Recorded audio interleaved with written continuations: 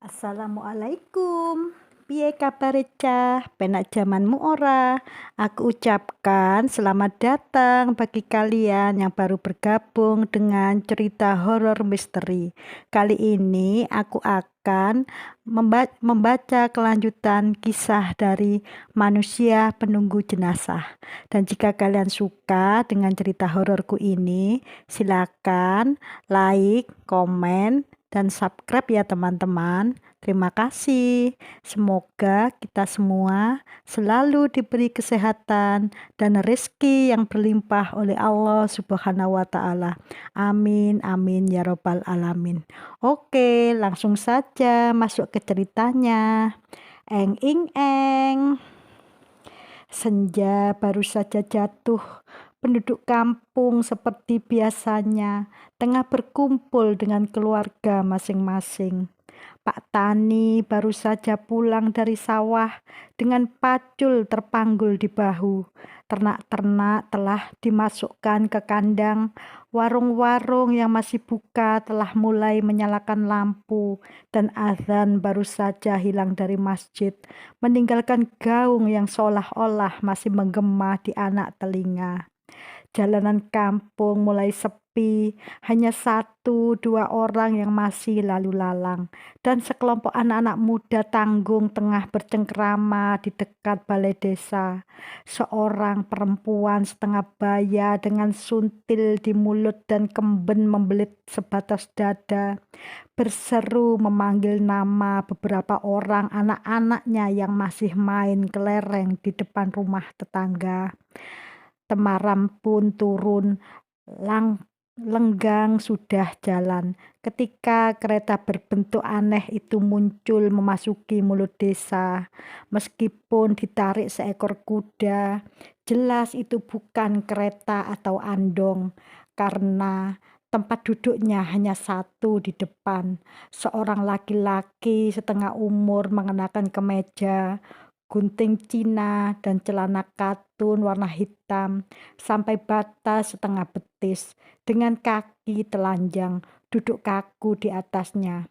Sebelah tangannya bersembunyi di balik sarung yang melingkari pinggang sampai perut untuk menahan udara senja yang teramat dingin.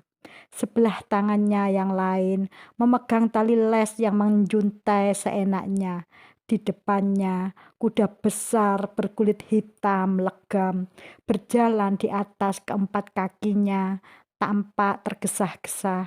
Di belakang tempat duduknya, di bak kereta, terbaring diam sebuah peti 4 persegi panjang yang lebar serta panjangnya hampir sama dengan bak kereta. Peti itu tertutup, terbuat dari kayu jati yang peliturnya telah mulai luntur di sana-sini sehingga tampak kesat dan kusam.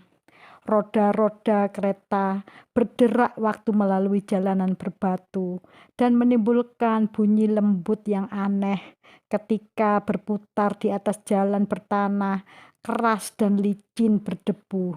Di antara debu-debu yang berterbangan, berlari-lari seekor anjing yang juga berkulit legam dan hitam sebesar anak macan. Ekornya meringkuk di belakang kedua kaki belakangnya, sementara dari moncongnya yang bergigi-gigi tajam kekuningan terjulur keluar lidah panjang kemerahan yang basah oleh lendir.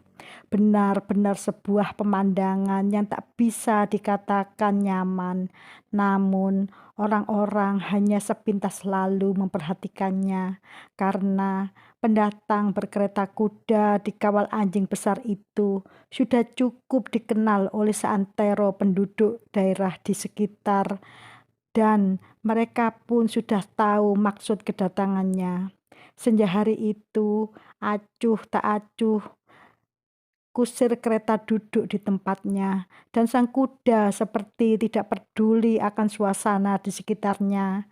Karena itu melaju tidak terlalu cepat, namun tak pula lambat. membelah jalan desa, memecah kesepian senja. Setelah satu belokan, kereta itu kemudian berhenti di depan sebuah rumah sederhana berpekarangan sempit, demikian sempitnya sehingga halaman rumah satu-satunya yang masih menerima kehadiran banyak orang yang hilir mudik keluar masuk jadi penuh sesak. Orang-orang itu menyingkir waktu laki-laki bermuka pucat tadi turun dari kereta. Seorang datang menyongsong. Besar sekali. Terima kasih kami. Pak Kurdi mau datang. Kurdi mengangguk seraya tersenyum sedikit. Cuma ia masuk ke dalam rumah diikuti pandangan semua orang. Masih acuh tak acuh. Ia membalas anggukan beberapa orang yang beradu pandang dengannya. Berjalan terus ke ruang tengah di tempat mana segelintir orang sedang melingkari kain selendang yang menutupi sesuatu di atas tikar pandan yang lebar. Kurdi tertegun menatap gundukan berselubung kain selendang itu. Sepasang matanya mengecil dan mulutnya melontarkan desah yang aneh. Setelah beberapa saat lamanya berlaku demikian, ia memandangi orang-orang yang duduk bersila, kemudian bergumam, "Kalau diperkenankan, biarkan saya hanya sendirian saja di sini bersama ayah dari anak ini." Orang-orang itu saling bertukar pandang, saling mengangguk, dan kemudian sama-sama berdiri. Setelah semua orang menyingkir, yang duduk bersila di atas tikar pandan hanyalah seorang laki-laki muda. Ia mengenakan pakaian yang letak kancingnya tidak teratur, dengan kain sarung yang membelit sekenanya di pinggang. Rambutnya kusut, matanya lesu, menatap selubung bergunduk di depannya, dan wajah itu tampak kaku. Demikian pula sekujur tubuhnya, desah nafasnya, mengendus-endus keras, menahan emosi yang terpendam. Dari ruangan dalam terdengar isak tangis saling bersahutan dengan suara perempuan membujuk-bujuk, menyabarkan, dan tentu saja dengan kata-kata yang sudah lumrah terdengar. "Sudahlah, tabahkan hatimu, Neng Ayu, Neng Yuyu." Jadi perempuan yang menangis itu bernama Yuyu. Orang mudah saja berkata, karena tidak mengalami sendiri. Tetapi Neng Yuyu tentu saja tidak bisa menerima kata-kata membujuk itu begitu saja. Tidak, karena andai kata orang yang membujuk itu yang tengah terkena musibah, tentulah ia sendiri akan menangis tersendat-sendat, melolong, meraung-raung. Kurdi memandangi laki-laki yang duduk bersila itu sejenak. Kemudian, bagaimana terjadinya? Laki-laki itu menggeleng patah-patah tanpa menoleh pada yang bertanya. Kapan mayatnya ditemukan?" "2 jam yang lalu, tersangkut di akar kayu di pinggir sungai." Kurdi Kurdi manggut-manggut. Ia maklum mengapa suara laki-laki itu begitu sakit, letih, dan putus asa. "Anak keberapa?" "4." "Ah, masih ada 3 yang lain bukan?" Barulah laki-laki itu mengangkat dagu. Ia memandang tajam pada tamunya yang dipandang tidak mengelak, tidak pula memperlihatkan wajah cerah atau senyum bersahabat untuk menghibur. Dan laki-laki yang duduk bersila itu kembali menatap kegundukan berselubung kain selendang. Butir-butir air bening mulai berjatuhan satu persatu dari sudut-sudut matanya. "Si bungsu yang malang," ia berdesah sakit. "Boleh aku melihatnya?" Laki-laki itu menatap Kurdi lagi, lalu mencondongkan badan ke depan, wajahnya kaku, dan tatapan matanya keras, waktu tangan-tangannya yang gemetar menyikapkan kain selendang itu. Sekaligus seluruhnya. Di depan biji mata Kurdi tergeletak sesosok mayat anak kecil berusia kira-kira 6 tahun, berkaki telanjang, bercelana pendek yang masih lembab bekas basah dan agak kotor oleh lumpur. Demikian pula kemejanya yang berlengan pendek, ada sisa-sisa darah mengering di bagian kerah. dan warna merah kehitaman berbentuk lingkaran. Selebar piring kecil tempat gelas teh hanya sampai di situ saja sebagian tubuh itu. Kurdi menarik nafas panjang. Lalu, kau cukup kuat? Kulihat. Jadi aku dipanggil tidak untuk sekedar menunggu mayat anakmu saja, bukan? Iya, angguk lelaki itu. Suaranya memelas.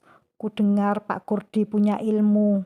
Ia tengadah menatap ke mata tamunya.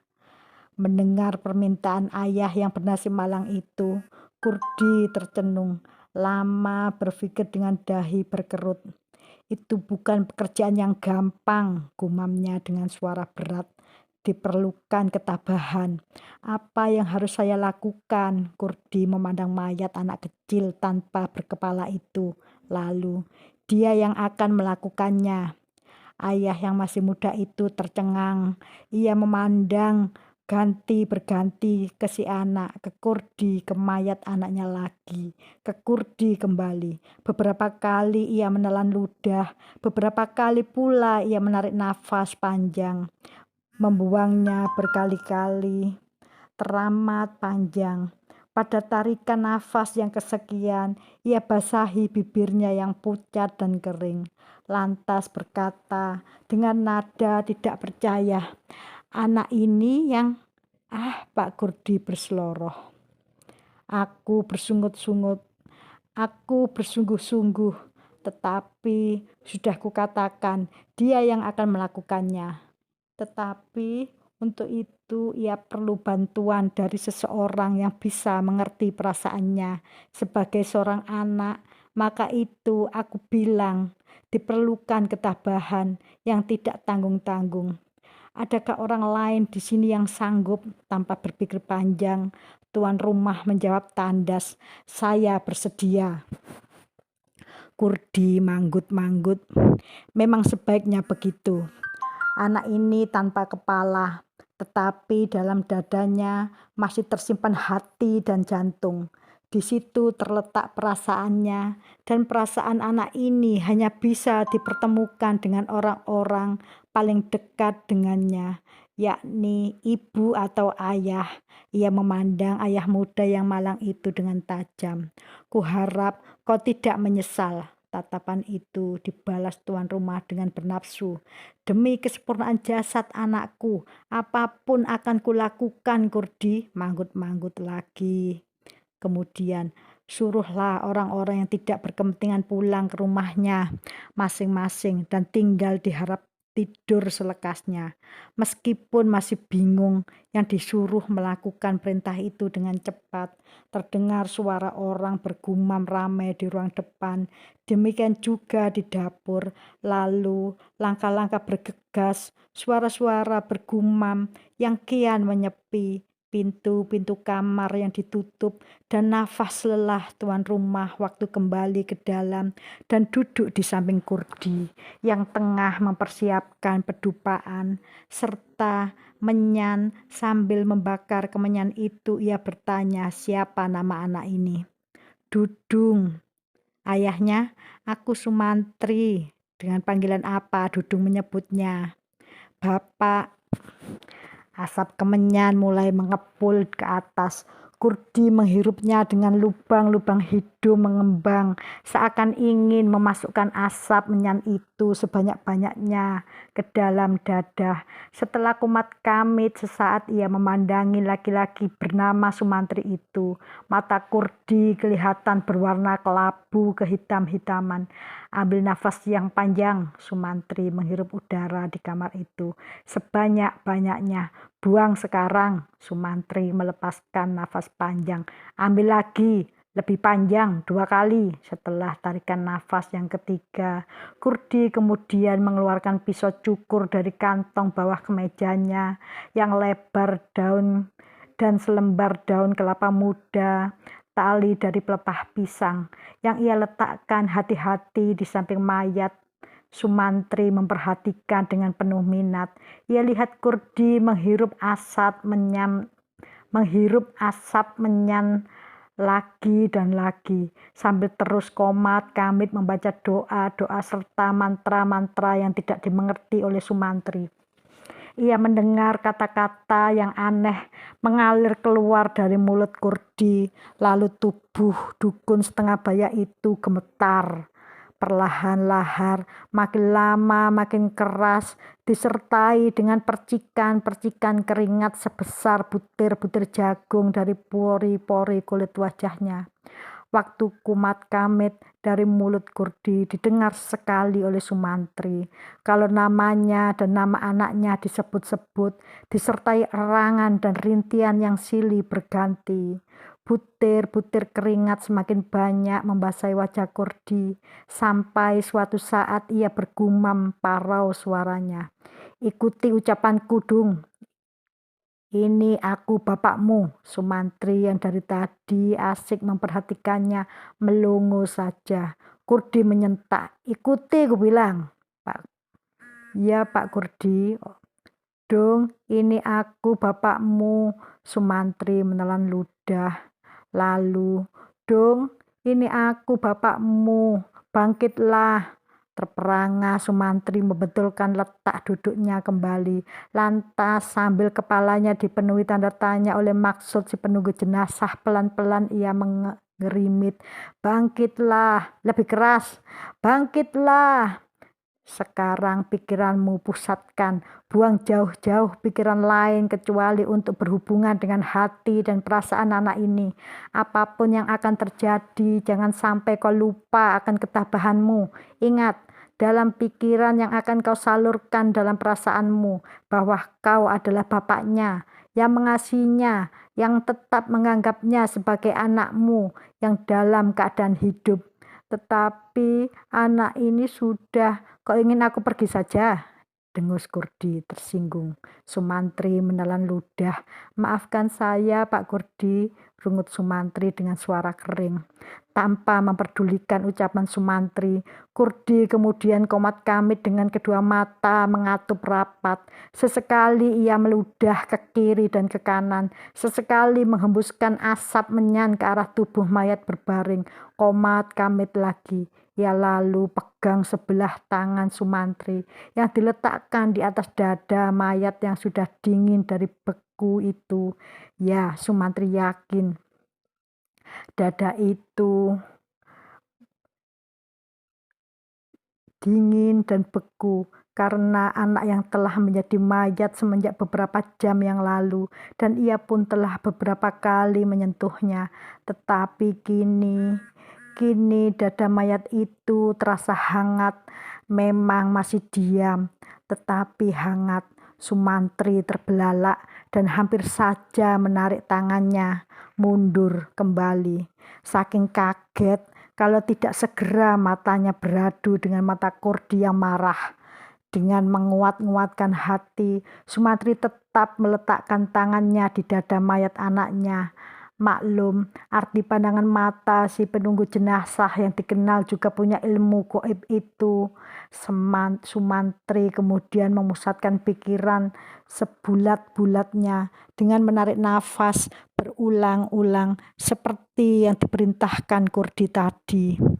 Pelan-pelan pikirannya mulai terpusat.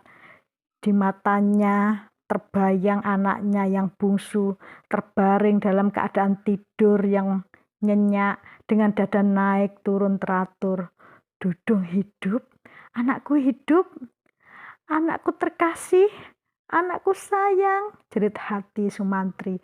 Pada saat pikiran itu tersalur ke hati Sumantri, samar-samar ia sempat melihat bayangan tangan Kurdi bergerak mengambil pisau cukur. Lipatan pisau itu ia buka tanpa suara, lalu matanya yang tajam berkilat-kilat ia goreskan ke urat nadi lengan kirinya. Wajah Sumantri memucat memperhatikan tingkah laku dukun itu.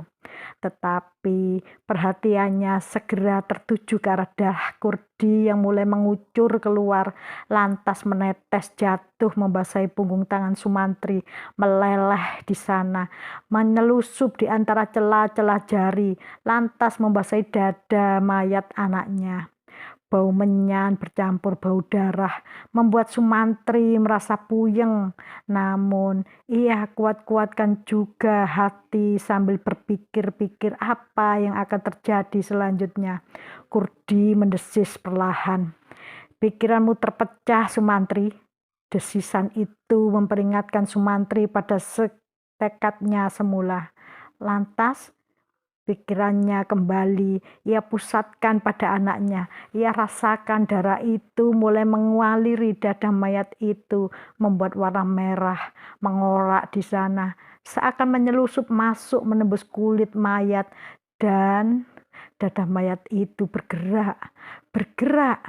Hampir saja Sumantri terlonjak, tetapi ia ingat kembali tekadnya semula. Lantas dengan mata terpejam untuk bisa lebih memusatkan pikiran serta perasaannya yang agak tergoncang, ia dengar Kurdi memerintahkan untuk mengucapkan kembali kalimat-kalimat tadi. Dung, ini aku bapakmu, bangkitlah. Gerakan-gerakan di dada lebih keras, tetapi tubuh mayat itu masih diam. Sumantri mengulang lagi, kali ini tanpa ragu-ragu. Dung, ini aku bapakmu, bangkitlah. Dan tangan si anak mulai ikut bergerak. Demikian juga kakinya, seolah-olah menggeliat-geliat tak ubah dengan keadaannya waktu ia dibangunkan dari tidur yang nyenyak. Hanya bedanya, ia tidak menguap seperti biasa. Namun, Sumantri yang matanya nyalang terbuka oleh sentuhan-sentuhan kaki yang melejat-lejat di pahanya, tidak peduli lagi apakah anaknya menguap atau tidak. Ia tiba-tiba menjatuhkan diri, memeluk anak itu seraya menangis terseduh-seduh. Anakku, anakku, kau hidup anakku, kau belum mati. Anakku, ini aku bapakmu. Dung, ayah peluk aku nak, aku bapakmu. Mari ku cium pipimu. Ketika akan mencium arah pipi si anak, mulut Sumantri yang manyun tidak menemukan apapun kecuali angin yang dingin serta dagunya menyentuh leher yang rata, yang berselemak darah mengering. Rasanya ia ingin jatuh pingsan, tetapi ingatan bahwa Kurdi hadir di sampingnya segera membuat ia sadar kembali bahwa tubuh yang ia pegang adalah tubuh mayat, bukan tubuh yang hidup sesungguhnya. Seraya menarik nafas, ia lepaskan pelukannya di tubuh mayat itu. Bantulah ia berdiri. Ia dengar suara Kurdi setelah menyeka air matanya. Sumantri membantu anaknya berdiri. Andai kata di atas leher itu masih terdapat kepala, Sumantri pasti sudah terlepas dari pikiran semula dan akan mengira anaknya benar-benar hidup seperti sedia kala. Dengan hati yang hancur, ia gapekan tangannya ke arah tangan Dudung yang terangkat seperti minta tolong. Air mata Sumantri merembes lagi. Waktu anak itu berdiri sempoyongan, Sumantri memegang pinggang Dudung dan supaya tidak sampai terjatuh. Ia kemudian menoleh pada Kurdi. Penunggu jenazah itu tengah sibuk membalut lengan kirinya dengan daun kelapa muda yang kemudian ia ikat pakai tali pelepah pisang. Biarkan ia, gumam Kurdi. Hati-hati. Sumantri menarik tangannya dari pinggang mayat anaknya. Dudung berdiri tegak diam, seolah-olah menanti perintah. Suruh tunjukkan tempat di mana kepalanya ditanam orang. Sumantri terkesiap menatap Kurdi. Ditanam orang? Maksud Pak Kurdi? Jangan berlama-lama. Kita harus mengejar waktu. Matahari terbit esok hari. Sumantri mengalihkan perhatiannya ke tubuh anaknya. Suaranya gemetar waktu bertanya. Duh biung, kejam nian orang.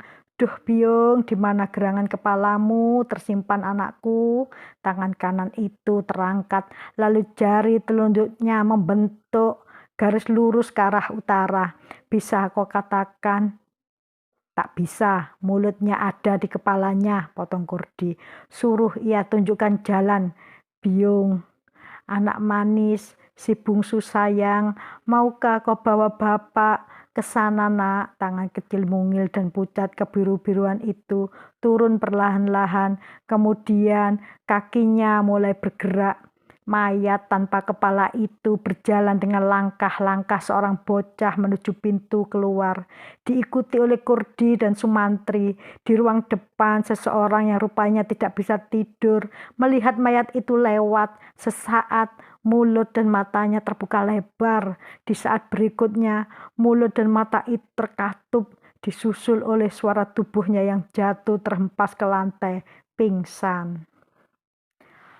Lolongan anjing menyambut mereka tiba di luar rumah. Malam telah mulai larut. Kampung itu sepi. Jangankan makhluk-makhluk hidup, angin pun seperti enggan berhembus. Anjing itu berdiri tegak di atas keempat kaki-kakinya yang kukuh mendengus sesaat. Matanya yang bulat dan besar berkilat memperhatikan makhluk yang baginya sangat aneh. Dan kini berjalan di sampingnya ke arah tempat duduk kereta. Makhluk itu tampaknya adalah manusia seperti juga majikannya. Mungkin pikiran yang terlintas di atas kepala kuda itu. Tetapi mana kepalanya? Setelah mereka bertiga duduk di atas tempat duduk kereta, Kurdi menggerakkan tali kekang menyuruh kudanya mulai berjalan.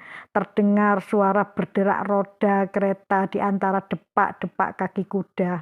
Lalu angin mulai berhembus, dingin menusuk tulang. Di samping kereta, anjing berkulit hitam legam, tetapi dengan sepasang mata berkilat-kilat terang itu berlari-lari mengikuti sebuah pengaruh aneh dari malam yang gelap tanpa bulan dan angin yang dingin serta makhluk-makhluk misterius di dekatnya membuat sekujur tubuh Sumantri dialiri peluh-peluh dingin. Tentu hanya tekad dan keinginan yang kuat untuk memakamkan mayat anaknya dalam keadaan yang sempurna yang membuat ia tetap betah duduk di tempatnya. Meski sesekali terlintas juga ingatan untuk terjun saja dari kereta, berlari-larian pulang, menjerit minta tolong, melompat ke tempat tidur dan meminta istrinya menyelimuti tubuhnya yang gemetar ketakutan. Bulan pucat di langit kelam, berpegangan ke pinggir-pinggir awan. Hitam, waktu tangan Dudung bergerak lurus ke arah kiri. Jalan yang ia tunjuk adalah jalan menuju Bukit Terjal. Jauh ke bawah, di mana sebuah sungai mengalir. Mereka berada di mulut sebuah jembatan besar yang tinggal puing-puingnya saja. Seingat Sumantri, jembatan itu runtuh minggu yang lewat dilanda banjir yang dahsyat. Di kiri kanan jalan bertumpuk-tumpuk bahan-bahan untuk membangun sebuah jembatan baru. Sebuah truk kosong diparkir tak jauh dari bukit-bukit pasir, nun jauh di belakang mereka. Terlihat kelap-kelip lampu, sayup-sayup dari perkampungan yang tadi mereka lalui. Tadi di sana truk lebih banyak, ada 1-2 orang yang masih tertawa-tawa. Warung kopi ditemani perempuan-perempuan yang berdandan berlebihan. Tentu pekerja-pekerja yang sudah siap akan membangun jembatan baru, tidur di perkampungan itu. Mereka turun dari kereta, lalu bergerak ke bawah bukit. Tiada rasa takut dan cemas lagi dalam diri Sumantri. Melihat anaknya sempoyongan, waktu menuruni bukit, timbul rasa kasih dan sayangnya. Ia bimbing Dudung menuruni bukit, berjalan di antara batu-batu besar, sesekali tergelincir oleh tanah longsor. Bangunan berjalan terus ke bawah dengan mayat anak tanpa kepala itu tetap berjalan paling depan. Ada kalanya karena jarak lompatan terlalu jauh, Sumantri dengan tubuh membopong anaknya, dengan tabah membopong anaknya dan Dalam kepala ayah yang masih berusia muda itu hanya terpikir satu hal, kepala anaknya akan segera mereka temukan, dan si bungsu itu akan mereka makamkan dengan anggota tubuh yang lengkap. Tak jauh dari pinggir sungai, Dudung berhenti.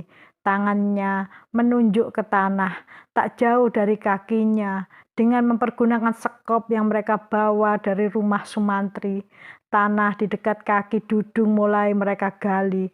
Di atas, anjing kurdi melolong panjang, mengalunkan nada-nada lirih menusuk ke tulang, menggetarkan hati. Sumantri menoleh ke atas. Ia lihat anjing besar itu mengangkat kepalanya tinggi-tinggi sambil terus melolong, seakan-akan meratap ke arah rembulan. Waktu mendengar hendusan nafas yang keras, ia menoleh pula ke samping dan melihat Kurdi juga tengah menatap rembulan. Wajahnya yang kelam, keras seperti batu, sepasang matanya yang kecil dan menjorok jauh di balik kelopak, berkilat-kilat dengan ganjil. Dari mulut Kurdi terluncur ucapan-ucapan mantra yang tidak bisa dimengerti oleh Sumantri. Ia sendiri gemetar dan pucat. Di sampingnya berdiri anaknya Dudung yang masih berusia 6 tahun itu, tegak dengan diam. Kedua lengannya terjuntai lemas di sisi tubuhnya. Mayat anak tak bergerak sama sekali, terpaku di tempatnya. Sumantri mengerti, semacam pengertian yang aneh.